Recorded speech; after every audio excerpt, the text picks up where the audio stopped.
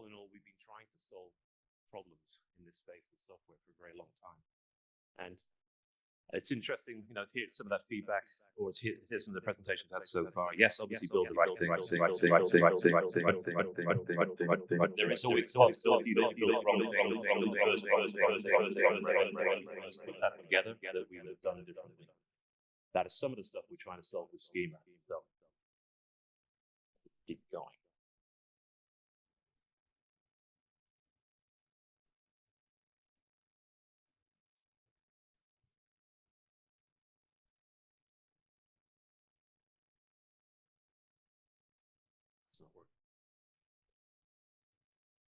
All right.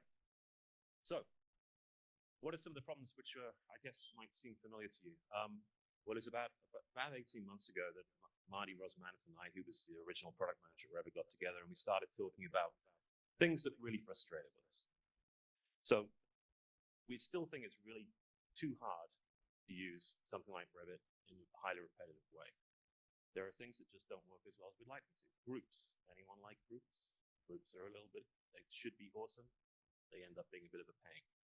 And we find when we come out of architectural school, for me, it was a long time ago, and so it was more with early things that weren't like Revit, but we're finding ourselves doing highly repetitive tasks for the first 5-6 years of our career, and quite often not designing so much as delivering. When we start to think about what we should be getting from technology, there should be more we should be getting.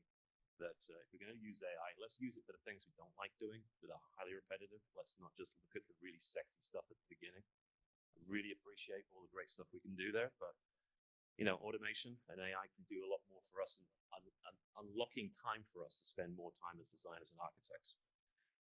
The other thing that became very clear to me, and if you're familiar with Katsura and what we're trying to do is creating these buildings and products, it really opened my eyes into how much architecture is in building typologies where we're really repeating a lot of what we want to bring to scenes. Our BIM software doesn't help it as much as it should. Yes, we can create families, but it's not really looking at how the building goes together, the graph of that building, and how we could actually learn from what we did previously, such that we don't need to coordinate models anymore, because we got it right when we put it together at schematic design. Just to give examples, even extremely different external design treatments can have very similar building core details when you take away the clothing, I like to say. It's not to say that the finished elements within a building can be completely different, but when you actually think about columns and floors and staircases and bathrooms, I'm very familiar with a building we looked at earlier up in Seattle, Experience Music. The bathroom is still a bathroom. And so why are we spending too much time on things that we don't have to repeat? So we've actually taken a lot from what's happened in industrialized construction and said, okay, well, the architects found it really hard to take part in this process because it puts such a burden on the architect to figure out so many things at the design stage. But quite often we push it out to the subcontractors, and we saw from that discussion this morning is that there are a few firms trying to figure out how things actually fit together at the design stage, but most of it happens too late in the process to really have a high impact on the constructability of that building. Sorry, I went too fast.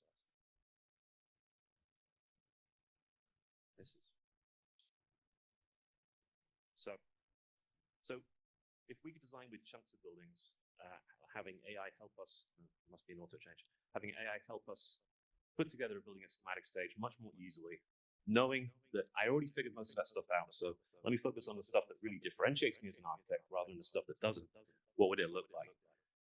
Now, of course, today, this sawtooth diagram you've probably seen in a lot of presentations if you've been in the industry for a while. Kind of shows that we use different tools at different stages. Maybe up to LV 100, I'm using SketchUp, TestFit, or some other tool, or I may even hand sketch.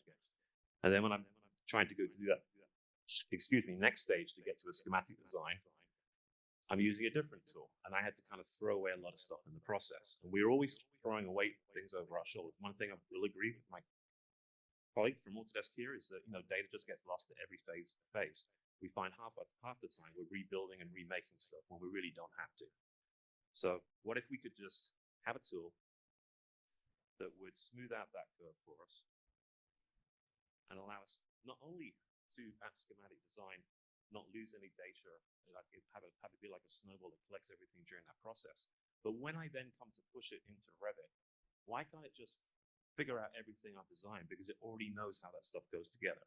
So that's fundamentally what we do with Revit. We harvest all the knowledge and IP from previous projects. We create what we call design catalogs that capture that so we can reuse them very easily in new projects. And we allow technology to help us put that stuff together. Sorry about this. What do you like? Okay. So I don't have time to spend a lot of time on this slide. It's a new slide, but when we think about the role of that's changing for the architect, that came up in the discussion this morning, is do we need architects in the future? Well, of course we do. And when we think about how the profession is going to change, we should be thinking about what's happening with the tasks that AI can do to help us. So when we get a project brief, we basically break it down into tasks. We use our personal skills to figure out how to apply our personal kind of value to the project, and then apply it with general industry data to create task-specific data to deliver it. We believe, and that's what Skema does, a lot of those are going to go into effectively a very piece of narrow AI that's going to help deliver the things that are very easy for a machine to deliver. So you can spend more time on the things that a human can add more value to. And the inferred outcomes from those AI results are things you'll still be able to make decisions around. So it's decision assistance, not just automating design. So our approach is a little bit different. We capture and reuse your previous designs. We don't believe a designer should be a coder, even though if you've got good with Dynamo or with Grasshopper, God bless you, but that's not going to work for every architect in the world. So how can we make it as technologists easier for people to take part in generative design without becoming a coder? We want to figure out as much as we can about how that building information model goes together at schematic stage, so we're designing for constructability, so we don't waste our time in design coordination and model coordination later. There's a whole profession being created by Revit called VDC that really is not needed. It doesn't add value to the process. It tries to fix things after we haven't coordinated things well, which is why our friend from Autodesk is trying to figure out how do we track change orders and things that happen later in the process. We need to go to the source of the problem as well as figure out how to solve it later. And of course, designers need to be able to design heuristically, so it can't just be automation. This tool has to be engaging to work with. So we think of Skema as its first true BIM knowledge reuse engine.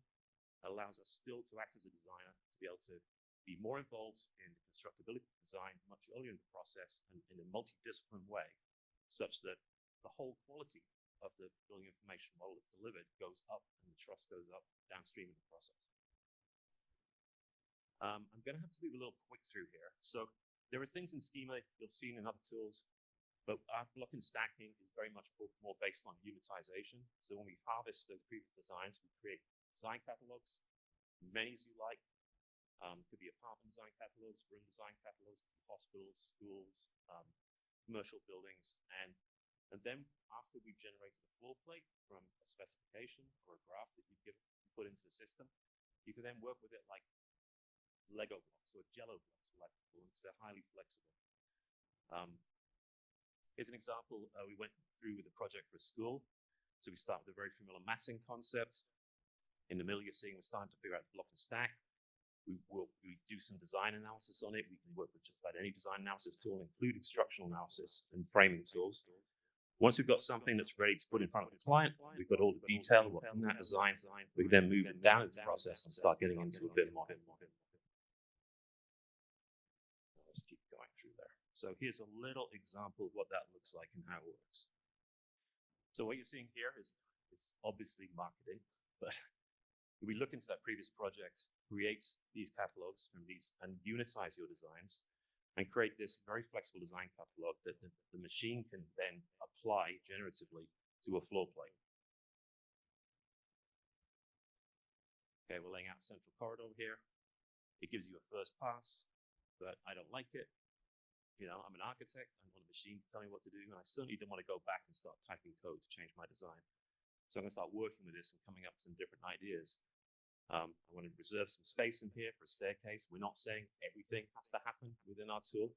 You might just be doing the rooms in a hotel or in an apartment building, and you figure out some of the autograph elements of the building elsewhere.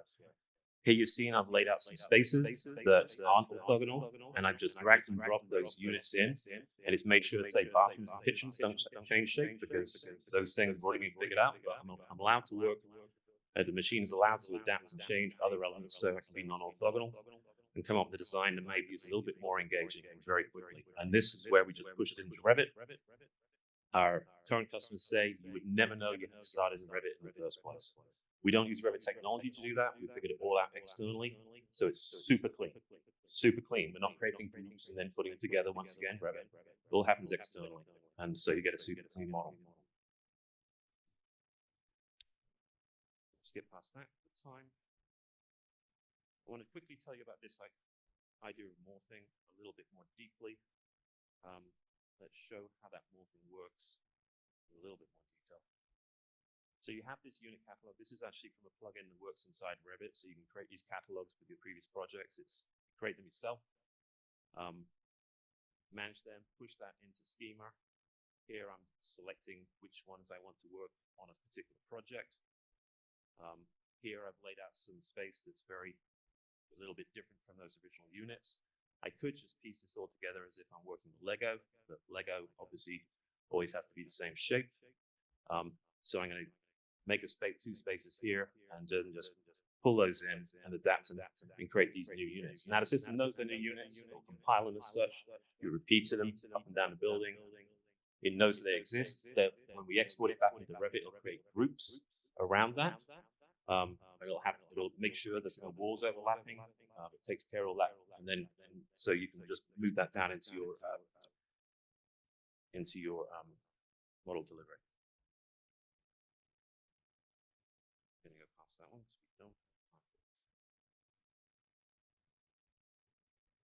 So we use this phrase a lot, BIM in minutes, not months.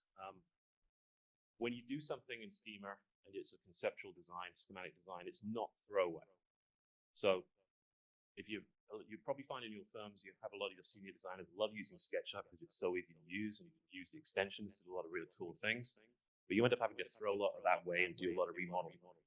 So our goal in life is to make that problem go away. And if it's whether you call it integration or whether you call it just streamlining the workflow, our goal is to make sure that once designed, that design stays persistent and all the data that's created stays with you. We are going to be announcing something in a couple of weeks at the Trimble SketchUp conference, which is pretty exciting.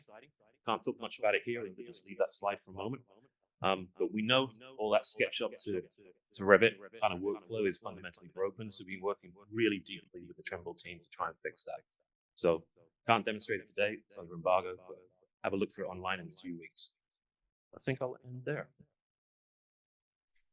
Thank you very much.